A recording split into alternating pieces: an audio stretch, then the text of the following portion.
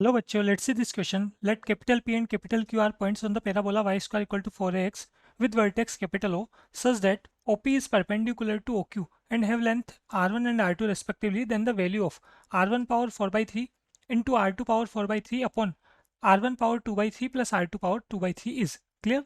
देखिए यहाँ पे हमारे पास parabola y square equal to 4ax चलता है, तो इसको हम ड्रॉ कर लेते हैं एक्स एक्सिस और वाई एक्सिस बना के. ठीक है, ये हमने यहाँ पर एक्स एक्सिस लिया, वाई एक्सिस लिया. Parabola y square equal to 4x जो हमारे पास ओरिजिन से पास होता हुआ और राइट साइड पे ओपन होगा. स्टैंडर्ड रिजल्ट ये हमारे पास. ठीक है, स्टैंडर्ड पैराबोला होता है कुछ इस टाइप का. तो इसका वर्टेक्स आपको ये ओरिजिन पॉइंट ओ बताया हुआ है. साथ में अगर हम बात करें ओपी और ओक्यू क्या है, परपेंडिकुलर है, और पी और क्यू कहाँ पर चल रहे हैं, पैराबोला पर चल रहे हैं. ठीक है, तो कहीं भी हमने यहाँ पर पी पॉइंट ले लिया, तो ये जो ओपी हमारे पास है ओ से पी को मीट करेंगे अगर, और ओ क्यू, तो ओ क्यू जो है ओपी के परपेंडिकुलर है, तो इसका मतलब सिंपल सी बात है नीचे की तरफ कहीं आएगा यहाँ पर. और ये जो आपके पास एंगल है ओपी और ओ क्यू के बीच में वो कैसा चल रहा है, 90 डिग्री चल रहा है. ठीक है, तो देखिए यहाँ अगर हम बात करें, ये जो ओपी हमारे पास है पॉजिटिव एक्स एक्सिस से अगर मैं एज्यूम करूँ थीटा एंगल बना रहा है, तो इस पी पॉइंट के कोऑर्डिनेट क्या होंगे. देखो ओपी कितना चल रहा है हमारे पास, क्वेश्चन में गिवन है R2 है और ओ क्यू की लेंथ कितनी है, R2 है. ठीक है, तो ओ पी अगर R1 है और O P positive x axis से थीटा एंगल ड्रॉ कर रहा है, तो पी के कोऑर्डिनेट क्या होंगे, पी के कोऑर्डिनेट होंगे R1 cos theta coma R1 sine theta.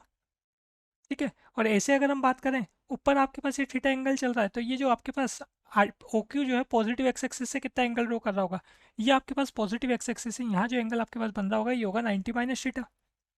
ठीक है, तो यहाँ पे क्यू के कोऑर्डिनेट की अगर हम बात करें, तो क्यू के कोऑर्डिनेट क्या होंगे, क्यू के कोऑर्डिनेट होंगे R2 कोस 90 माइनस थीटा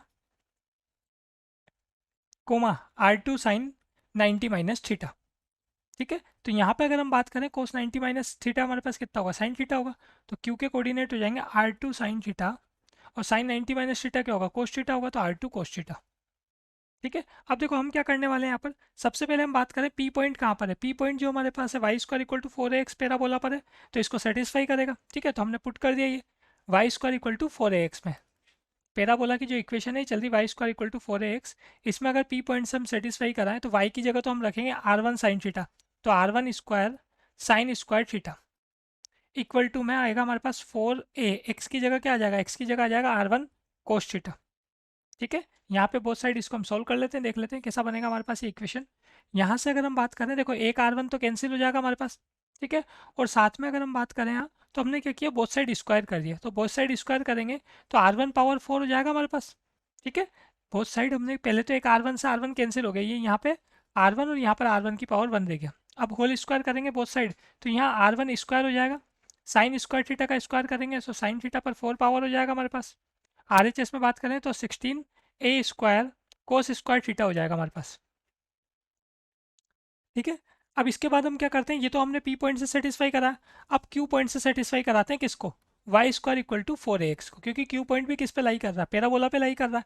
तो वाई की जगह तो हम रखेंगे R2 कोस थीटा, और एक्स की जगह क्या रखेंगे R2 साइन थीटा. तो इक्वेशन बनेगी हमारे पास R2 कोस थीटा का स्क्वायर करेंगे तो R2 स्क्वायर कोस स्क्वायर थीटा, और RHS में आएगा 4a इंटू एक्स, तो एक्स कितना है R2 साइन थीटा है. ठीक है, इसको और सोल्व कर लेते हैं, वही बोथ साइड R2 से R2 कैंसिल हो जाएगा, एक R2 बचेगा हमारे पास. ठीक है, यहाँ भी हम क्या करेंगे, इसको सोल्व करने के लिए ये जो हमारे पास चल रहा है R2 cos square theta equal to 4a sine theta, तो यहाँ से अगर हम बात करें कोस स्क्वायर थीटा की वैल्यू, तो कोस स्क्वायर थीटा किसके इक्वल आ रहा है, कोस स्क्वायर थीटा इक्वल आ रहा है यहाँ पर 4a sine theta upon 4a sine theta upon R2 के इक्वल आ रहा है कोस स्क्वायर थीटा. ठीक है, तो इसको हम यहाँ पे ये जो इक्वेशन 1 है ना, सबसे नीचे इक्वेशन जो आपके पास चल रही थी एलएचएस पार्ट में, इसको इक्वेशन 1 देते हैं. इसमें हम क्या करते हैं, यहाँ पर कोस स्क्वायर थीटा की वैल्यू को पुट कर देते हैं.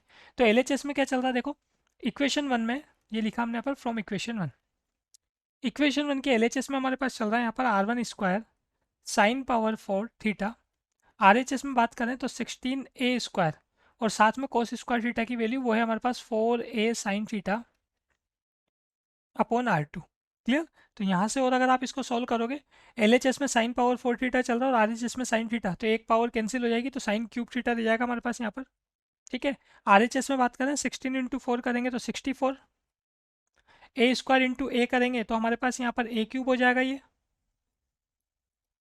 और साथ में डिनोमिनेटर में अगर हम बात करें तो डिनोमिनेटर में रह जाता है हमारे पास यहाँ पर R1 स्क्वायर, और इंटू में क्या रह जाता है R2 रह जाता है. क्लियर, ये हमारे पास यहाँ पर साइन क्यूब थीटा की वैल्यू हो जाती है. देखिए इसके आगे अगर हम बात करें तो ऐसे हम क्या करेंगे, यहाँ पर कोस क्यूब थीटा फाइंड करेंगे, है ना। तो कोस क्यूब थीटा कैसे आएगा, देखो ये जो इक्वेशन 1 हमारे पास है, इसके ऊपर वाली इक्वेशन जो चल रही है इसको मैं सिंपल कैपिटल ए इक्वेशन देता हूँ, ठीक है। और साथ में अगर हम बात करें तो इक्वेशन 1 के बाद वाली जो इक्वेशन है इसको इक्वेशन बी दे देता हूँ। तो ये हमने बताया पर from A and B. Equation A and B से अगर हम बात करें, इक्वेशन ए में देखो एलएचएस में क्या चल रहा है, एलएचएस में चल रहा है हमारे पास R1 साइन स्क्वायर थीटा, ठीक है।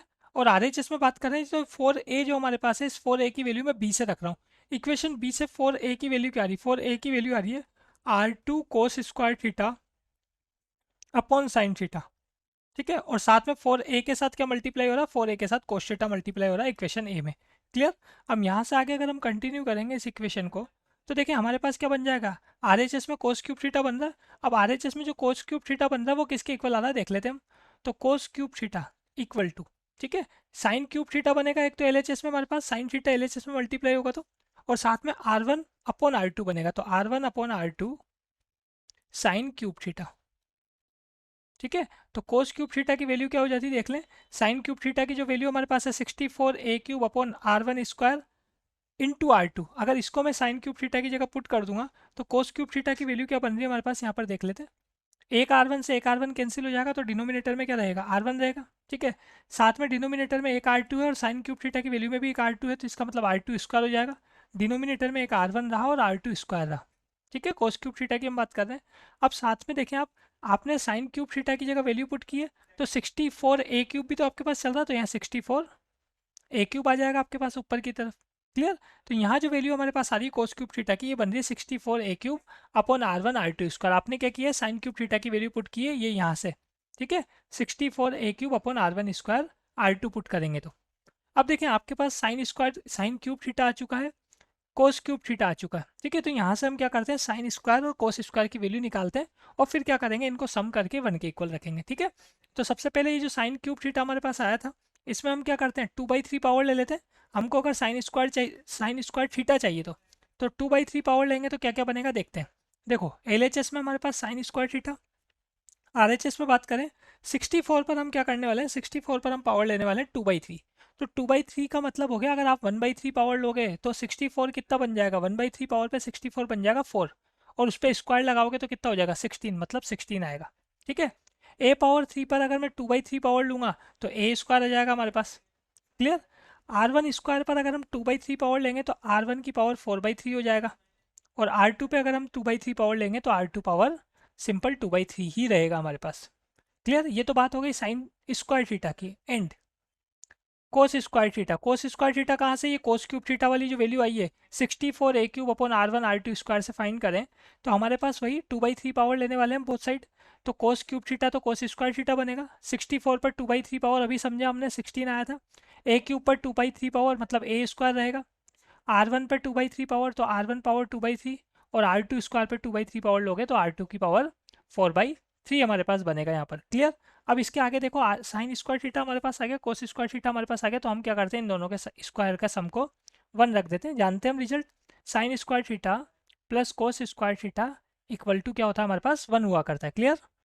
अब यहाँ पर साइन स्क्वायर थीटा और कोस स्क्वायर थीटा की वैल्यू पुट कर देते हैं हम, ठीक है। तो देखिए साइन स्क्वायर थीटा और कोस स्क्वायर थीटा में न्यूमरेटर में अगर हम बात करें 16a स्क्वायर कॉमन आ रहा है, और डिनोमिनेटर में R1 की पावर 2/3 और R2 की पावर 2/3 ये कॉमन आ रहा है। क्लियर। तो देखें आप इसके आगे, ये हमने यहाँ पर कॉमन लिया। सबसे पहले 16a स्क्वायर तो न्यूमरेटर में और डिनोमिनेटर में R1 की पावर 2/3 और R2 की पावर 2/3 ये हमारे पास कॉमन आया। तो रिमेनिंग पार्ट की अगर हम बात करें तो रिमेनिंग पार्ट क्या क्या बच रहा है, देखो साइन स्क्वायर थीटा की जो वैल्यू है उसमें 1/R1 की पावर 2/3 बच रहा है, 1/R1 की पावर 2/3, और कोस स्क्वायर थीटा में 1/R2 की पावर 2/3 ये रिमेनिंग पार्ट हमारे पास RHS में 1 चल रहा है, ठीक है। एलसीएम ले लेते हैं यहाँ पर 16a स्क्वायर, डिनोमिनेटर में R1 power 2/3 R2 power 2/3, LCM लेंगे तो ऊपर हमारे पास आएगा R1 power 2/3 plus R2 power 2/3, और डिनोमिनेटर में आएगा R1 power 2/3 into R2 power 2/3 ये एलसीएम लेने के बाद, ठीक है। यहाँ से अगर आगे हम इसको सॉल्व करें तो डिनोमिनेटर में मल्टीप्लाई हो जाएंगे तो R1 और R2 दोनों की पावर 4/3 हमारे पास हो जाएगा। तो ये चल रहा है 16a square R1 power 2/3 plus R2 power 2/3, और डिनोमिनेटर में बन गया हमारे पास R1 power 4/3 R2 power 4/3 equal to 1। Clear. तो 16a स्क्वायर को छोड़ के बाकी सबको अगर मैं RHS में लेके जाऊंगा तो टर्म कैसी बनेगी, R1 पावर 4/3 R2 पावर 4/3 और अपॉन में R1 power 2/3 plus R2 power 2/3। ये किसके इक्वल आएगा? ये आएगा हमारे पास 16a² के इक्वल आएगा यहाँ पर। ठीक है, अब देख लो आपको ये जो LHS पार्ट है इसी की वैल्यू फाइंड करनी थी हमको। देख लें क्वेश्चन में R1 power 4/3 R2 power 4/3 upon में R1 पावर 2/3 और R2 पावर 2/3, यही हमको फाइंड करना था। किसके इक्वल आ रहा है? 16a² के इक्वल आ रहा है। तो final answer is option number A. Best of luck.